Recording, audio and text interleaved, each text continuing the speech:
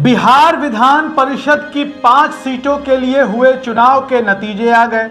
Media का एक वर्ग इसे बीजेपी की जीत के तौर पर दिखा रहा है, महागठबंधन की हार के रूप में दिखा रहा है। लेकिन आज हम आपको बिहार विधान परिषद की 5 सीटों के चुनाव की सच्चाई से अवगत करा देते हैं। दरअसल इस चुनाव में फायदा और जीत महागठबंधन की ही हुई है। कैसे हुई है हम आपको बता दें। दरअसल बार बार आपको यह बताया जा रहा होगा कि 2 सीटों पर बीजेपी जीत गई है। जी हां, गया स्नातक निर्वाचन क्षेत्र और गया शिक्षक निर्वाचन क्षेत्र। एक सीट निर्दलीय उम्मीदवार जिसे प्रशांत किशोर समर्थित उम्मीदवार बताया जा रहा है वो जीत गए, और 2 सीटों के बारे में कहा जा रहा है कि जेडीयू उम्मीदवारों ने जीत हासिल की है, जिसमें एक सारण स्नातक निर्वाचन क्षेत्र से वीरेंद्र नारायण यादव जनता दल यूनाइटेड के उम्मीदवार और दूसरे कोसी शिक्षक निर्वाचन क्षेत्र से जेडीयू के उम्मीदवार संजीव कुमार सिंह।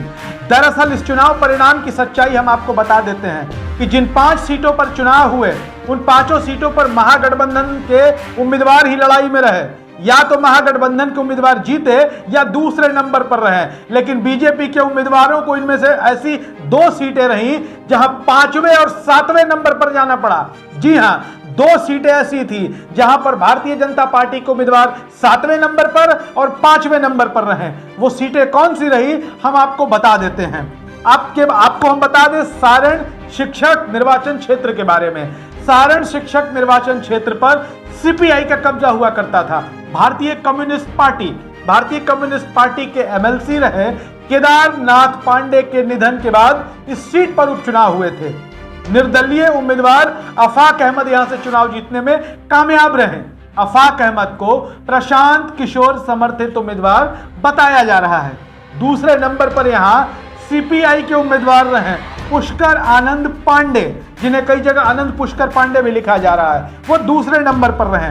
तीसरे नंबर पर, चौथे नंबर पर, 5वें नंबर पर, 6ठे नंबर पर निर्दलीय उम्मीदवार इस सीट पर रहे सारण शिक्षक निर्वाचन क्षेत्र में, और बीजेपी के उम्मीदवार को यहां 7वां स्थान मिला है। जी हां, 7वां 7th रैंक। यहां पर जीतने वाले अफाक अहमद को 3055 वोट मिले। महागठबंधन के उम्मीदवार पुष्कर आनंद को 2381 वोट मिले। तीसरे नंबर पर जयराम यादव निर्दलीय 2080 वोट। चौथे नंबर पर चंद्रमा सिंह निर्दलीय 1255 वोट। 5वें नंबर पर रंजीत कुमार निर्दलीय 1008 वोट। 6ठे नंबर पर नवल किशोर सिंह निर्दलीय 552 वोट और 7वें नंबर पर doctor Dharmendra Kumar BJP 495 vote. यह स्थिति थी सारण शिक्षक निर्वाचन क्षेत्र की। अब बात करते हैं कोसी शिक्षक निर्वाचन क्षेत्र की, जहां बीजेपी के उम्मीदवार 5वें नंबर पर रहे। जी हां, 5वें नंबर पर यहां जेडीयू के संजीव कुमार सिंह को बड़ी जीत मिली। 8692 वोट मिले जेडीयू यानी महागठबंधन के उम्मीदवार संजीव कुमार सिंह को।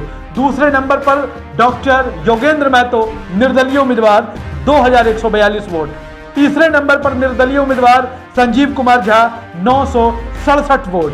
चौथे नंबर पर निर्दलीय उम्मीदवार राजकमल 876 वोट और 5वें नंबर पर रंजन सिंह बीजेपी 599 वोट। अब समझिए कि बिहार की जो मीडिया बार बार यह बता रही है कि इस चुनाव में बीजेपी को फायदा हुआ है, सीटों की संख्या की वजह से मान सकते हैं कि बीजेपी को फायदा हुआ, लेकिन चुनाव परिणाम जो आए हैं 5 सीटों के वो बीजेपी को आईना दिखाने के लिए काफी है।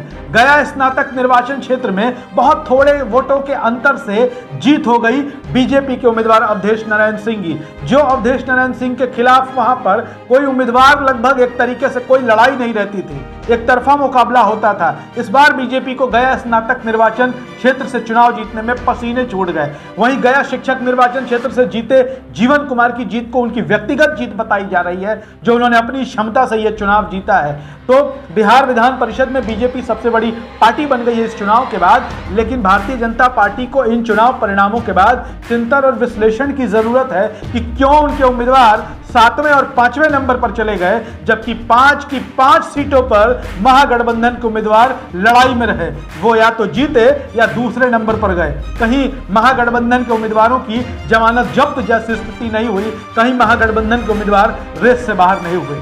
बिहार की राजनीति से जुड़ी तमाम ऐसी ही खबरों और पॉलिटिकल अपडेट्स के लिए बने रहे हमारे साथ।